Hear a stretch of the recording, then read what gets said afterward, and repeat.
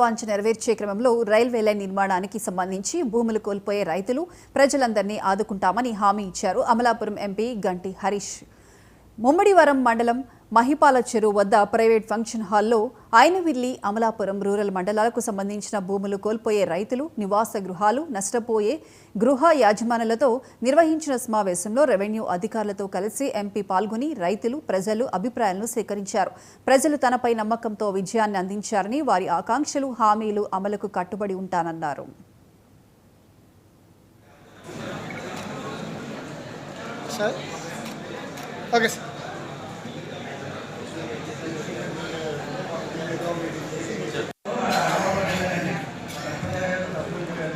కురుకుల సాంబశివరావు శానిపిల్లలంతా మా విలేజ్లో 5-6 సార్లు ఆదర్శ రైతుని. ఈ రైల్వేలో మాకు ఎక్కడి నుంచి పోయింది రైల్వే. దీని గురించి చాలా ఇబ్బందులు, చాలా కలెక్టర్ ఆఫీసుల మీటింగ్లు తిరిగాము. మాకు న్యాయం జరగలేదు. బాలయోగ్ గారి మీద ఆయన నేనున్నాను అన్న దాని మీద మేము డిసైడ్ అయ్యామండి. ఇప్పుడు కూడా వారి అబ్బాయి ఉన్నారని, ఆయనతో చేస్తారని మాకు ఏదో ఆశతో వచ్చాము. ఇంతకుముందు ఎంఆర్ఓ గారు, ఆర్డీఓ గారు అందరూ కలెక్టర్ వచ్చినా మీ 5గురు మీట్ అవ్వండి, మన 20 మందిని పిలవండి, కూర్చుని మాట్లాడు. A1 గ్రాండ్లోని పాపాల చెరువు దగ్గర కోటిపల్లి నర్సాపురం రైల్వే లైన్ ఉంది. ఆనాడు రైతులు ఇచ్చిన భూముల గురించి, వాళ్ళు పడుతున్న ఇబ్బందుల గురించి మనం అందరూ కూడా ఒక సమిష్టిగా అందరూ కలిసి మాట్లాడుకోవాలని ఏకైక ఆలోచనతో ఈరోజు మీటింగ్ ఏర్పాటు చేయడం జరిగింది. మీ అందరికీ తెలుసు ఏ విధంగా నారా చంద్రబాబు నాయుడు గారు, అలాగే పవన్ కళ్యాణ్ గారు ఈ రైల్వే ప్రాజెక్ట్ అనేది మనం ఒక బాధ్యతగా తీసుకుని దాన్ని పూర్తి చేయాలనే ఆలోచనతో.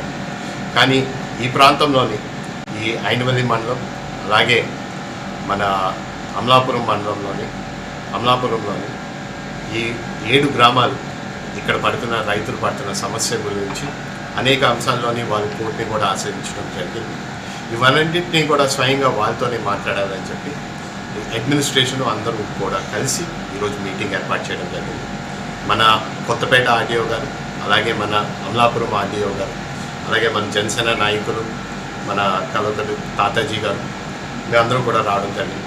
ఇక్కడ ప్రతి ఒక్కరి నుంచి సుమారు అందరి నుంచి కాకపోయినా సరే అందరి నుంచి ఒక అభిప్రాయం తీసుకోవడం జరిగింది.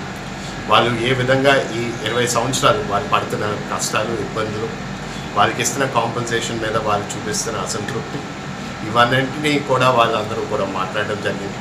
మేము వాళ్ళందరికీ ఒకే మాట ఇచ్చాం, మేము మీ అందరితోని తోడుగా ఉంటామని చెప్పి. ఎన్డీఏ ప్రభుత్వం ఎప్పుడూ కూడా ప్రజల పక్షాన, రైతుల పక్షాన అండగా ఉంటూ పనిచేస్తుందని చెప్పి కూడా వారికి హామీ ఇవ్వడం జరిగింది. ఇక్కడ సుమారు చాలామంది కూడా రైతులు అయ్యేసరికి కూడా వాళ్ళు కూడా